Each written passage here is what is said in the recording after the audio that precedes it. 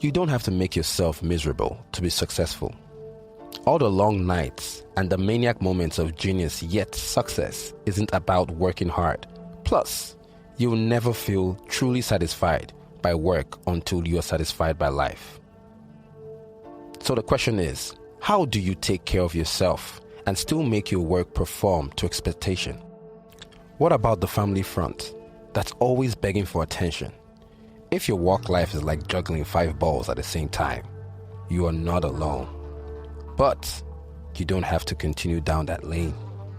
It's time to separate personal life from work life and bring them both to a balance point. Stay here. We would hand you the magic wand. Today, we're going to be talking about the art of balancing. Everyone talking about work-life balance, Is there an art to balancing? Is there a skill? For me, in my own opinion, I think it's a skill we can all learn. I feel some people are naturally very organized. They didn't have to learn it. They didn't have to go for any seminar. They didn't have to listen to any radio show. But I think as we humans, every day we learn, and then that's how we improve our lives. The art of balancing. First of all, for me, you have to seek to change things in accordance with changes in your own priorities. I would always prioritize. That's what I call balance. Prioritizing daily. What am I supposed to do at this time? Should I delegate this activity?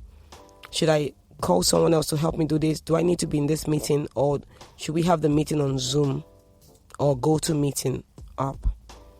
You have to have a greater sense of control and ownership over your own life. A lot of people don't feel like they have control over what they want. They're afraid. What people say, what my mommy say, what my daddy say, what my boss say, and then you have to be responsible on how you spend your time. By doing so, you'll have better relationships. You'll be able to manage all the relationships that you have in your life. And you'll be able to leave work issues at work and home issues at home.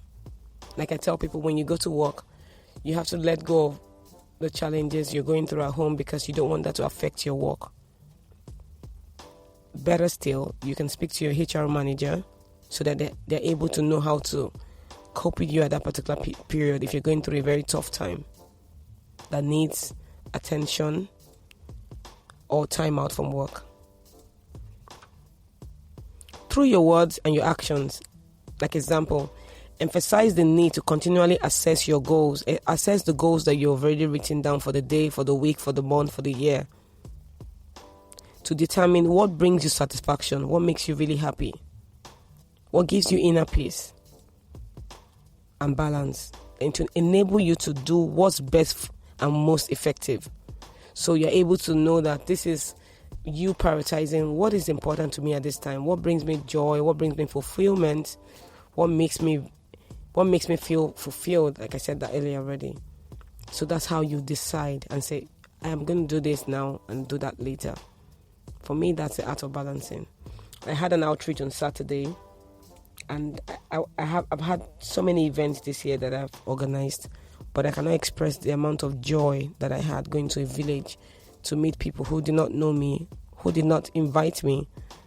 I went on my own searching for them, found them, and decided I was going to go there with my friends to minister, to show love to them, to encourage them, to give them items.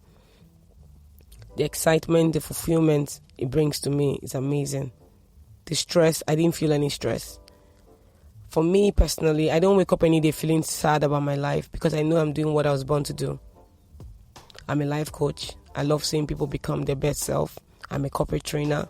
I love to train organizations to make sure that they become who even much more than what they have envisioned to achieve for the year or for their company goals. So I don't know what it feels like to feel sad about life because I'm doing what I'm supposed to be doing. So when I have this engagement, when I have responsibilities, the stress will not come with pain. The stress doesn't make me sad. I know that it's good stress. It makes me feel good because I'm doing what I really love. I'm building up on my legacy. I'm building up on my living legacy. I'm building up on what I want to do in my life. I'm doing what I'm supposed to be doing. So for me, for you to be able to balance your life, you have to make sure that the things you've allowed into your life, the things you are doing at the moment, are things you were born to do, are things you really want to do, are things that bring you joy, are things that make you feel fulfilled.